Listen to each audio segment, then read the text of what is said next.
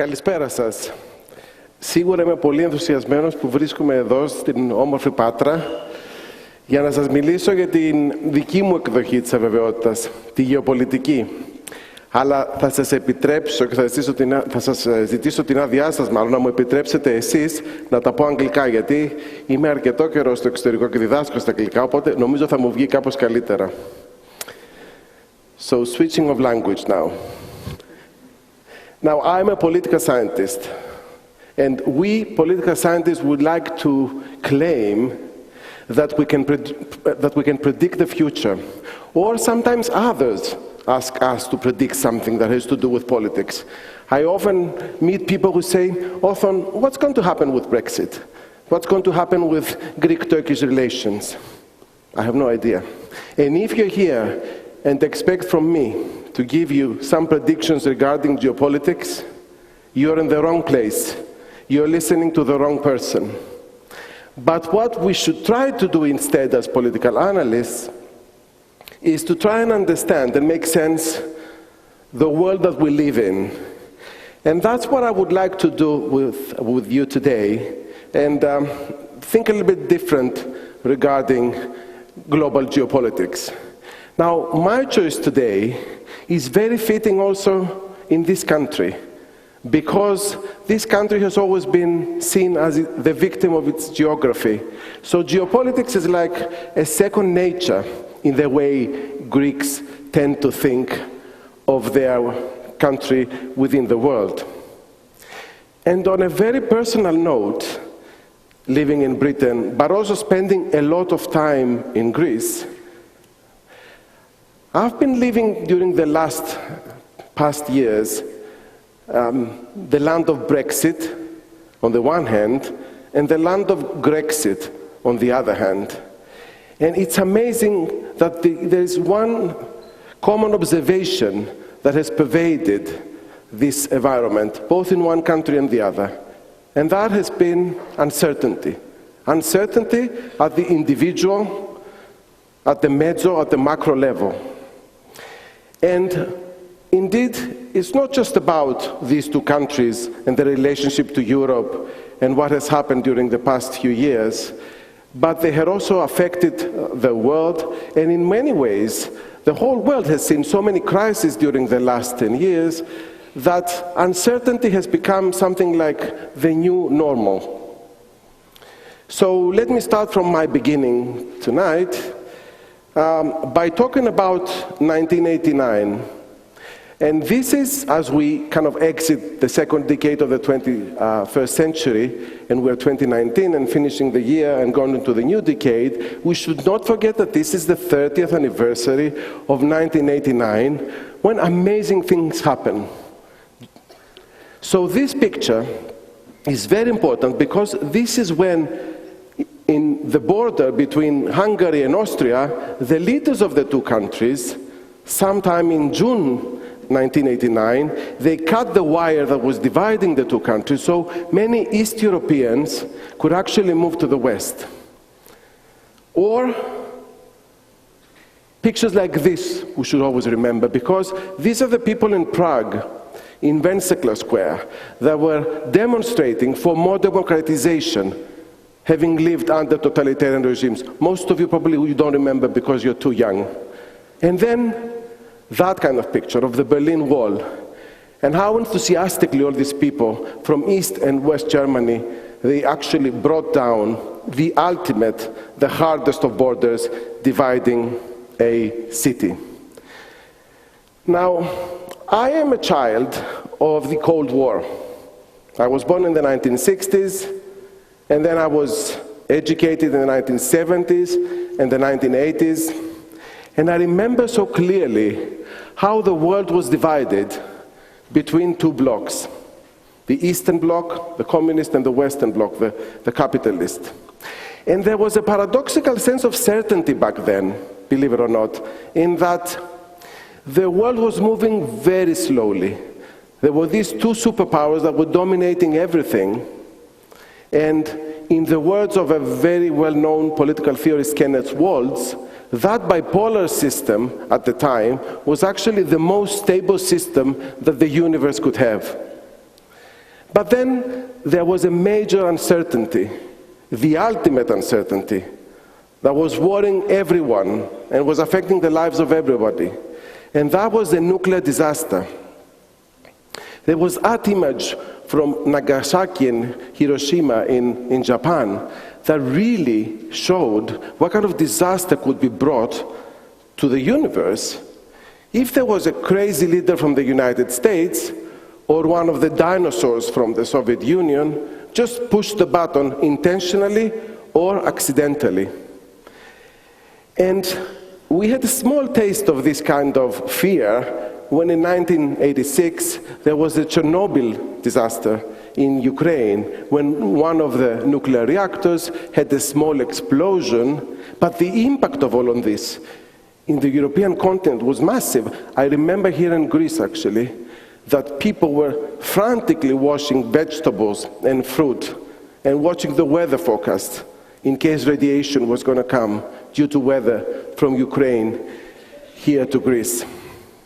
So 1989 brought an end to all of this. It brought the end of history, as another well-known political history, Francis Fukuyama, he triumphantly predicted very early on, right after 1989, that that was the end of history, the end of ideology, the end of geopolitics. And what did I tell you before? You never trust political analysts that predict something, because even if they're very important and well-known, the prediction actually, may go wrong. And in reality, it was an end of history, an end of geopolitics illusion. Because it lasted for a short 10 years under the American hegemony, and the first blow to this kind of seemingly peaceful and international and cooperative environment took place with 9/11. That was the first shock to the system and to the US hegemony in particular.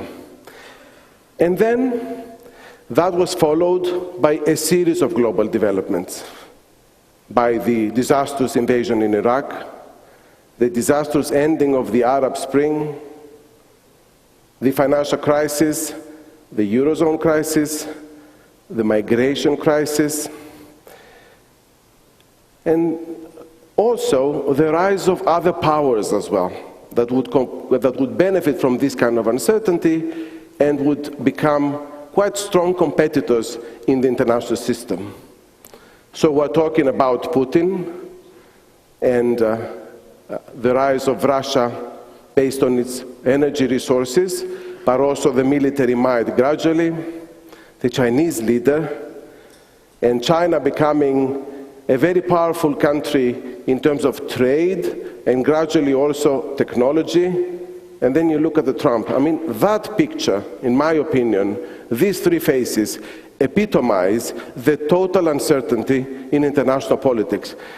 So there were many scholars that rushed to say that what we are observing is the comeback, the return of geopolitics with a vengeance, or the re-emergence of a new Cold War between the West and between Russia, or the emergence of a new Cold War between the West and the New East, meaning China. So we've got that kind of multipolar world, which actually makes it much more uncertain, the world. In Britain in particular, where I live, they're seriously obsessed with these kinds of actors, like what's happening with China and its technological advances, or what is Russia doing really in the Middle East, or what's going to be the relationship with Trump's United States. I mean, they're so obsessed with it that one really wonders, why on earth did they decide to get out of the European Union and have to negotiate trade agreements with all these uncertain powers? But that is the reality of them. What I would like to tell you, though, is that that notion of return of geopolitics, or the great power competition, is one side of the story. It's a multipolar world, yes, But we need to think of this a little bit differently. We need to take lessons from the past, but not to think in terms of new Cold War between the great powers. And I've got three important assumptions that I would like to look differently. The first one is that the states of the world and the great powers, they're actually not unified actors in themselves. So what we're seeing internal divisions between the countries themselves as international actors. So we look at the United States, for instance, and we see what a deep division and polarization exists between Trumpian protectionism on the one hand, and those who want to continue to be liberal leaders of the free world. And then we come to the European Union, which itself is divided between those who would like deeper integration and move forward in making Europe much more connected and related and integrated, and then the others who want to have back to their national capitals some control. And then we think of individual states within Europe, like the UK and France, big democracies, or Hungary and Poland increasingly becoming more illiberal, and we realize that there are deep divisions within these countries as well, between those who are the populists and those who are more mainstream kind of thinking. And we look at the transatlantic partnership, and that also suffers the rows and disagreements between the United States and Europe, between Europe and Turkey. This is not a unified picture, but it's not a problem just with a democratic world where opposition is allowed and you can have many voices there. We are seeing this in countries which are much more authoritarian, like, for instance, Russia, China, India, Turkey. More and more these countries also, they have their own internal opposition. We even see that in the one-party state country, which is China, and the opposition that they have from Hong Kong.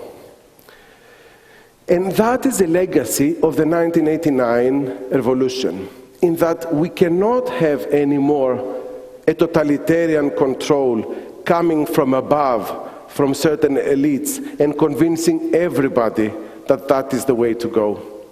There's much more internal discourse. And then the second outdated assumption that we need to think differently is that it's not just about territorial conflicts, balance of power, and zero-sum nature security, in the sense that your victory is my defeat or my victory is your defeat. No, we've got new threats actually now in the picture. We've got many more challenges. And let me show you some maps in order to understand how the maps change with these new challenges, but also the notion of borders as well. We shouldn't think in terms of national borders exclusively anymore. So let's think of climate change, which is equally threatening to all countries, and national borders seriously do not matter at all.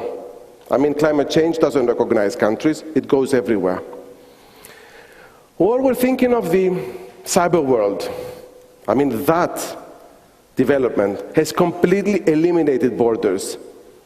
They don't have any kind of significance, either as a threat, cybersecurity, which is what we're seeing lately increasingly, or as opportunities for communication and dissemination of information.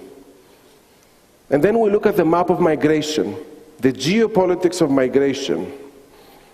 There's another interesting relationship with borders here again, because you're seeing so many leaders trying to actually build walls or hard borders in order to avoid the flow of migrants towards one direction. But migration is like water, and if you block one way, then it will go to another. And then we look at the geopolitics of organized crime and its various kinds of faces and dimensions. And there you've got another relationship with borders as well. in the sense that the harder the borders, the better and more effectively those who are involved in organized crime can actually function and develop their operations. And in a way, Macron's criticism towards NATO was that the military structure of NATO is not capable of understanding and dealing with these kinds of new threats. And he's right to a degree, and in a way he also said, which goes even further, that we may have to cooperate with competitors, with the great powers that we're actually competing, because we've got some common threats that actually unite us. Now that is the notion of co-competition, which is very much used in the business language, and it means that you've got that kind of double game at the same time, and you've got states that can cooperate under certain circumstances and common threats, and compete with each other when they see that they've got a comparative advantage. And the third thought, and final thought I would like to make regarding how we consider and we view geopolitics, is that it's not just about national governments, traditional diplomacy, military structures that are the ones that are really moving the world of geopolitics. No. It's actually more about other actors that are coming into the picture. It's like big economic interests, for instance, or important non-governmental organizations, or civil society organizations, or even individuals can make a difference. We've seen that in the world of technology, for instance, or climate change, little Greta. And that is another legacy of 1989 revolution, the fact that you've got the power of people, that can make a difference and change the way that we understand geopolitics, but also that we address the issues. And as active citizens of the, at least, us, that we are privileged to live in free societies, is that we should demand that these kind of issues should be part of the educational curricula. So all these issues like climate change or cyber security, the digital world, these all should be real part of the curriculum in order for kids to be educated from a very, very young age as to what is happening around us. And also as individuals, we should process and verify the information that we get as much as possible. It's very important that we try to see that we're having the true information and not fake news. And the last point, which is very important, is that as members of civil society, we should not allow our democratic principles to be sacrificed in the altar of geopolitical compromise. Because at the end of the day, it's these values that we've got as our own certainty. Our free thinking, our free right to vote, and we should kind of treasure this and protect this in the world of geopolitical uncertainties, which are not just threats, but they are also opportunities for change.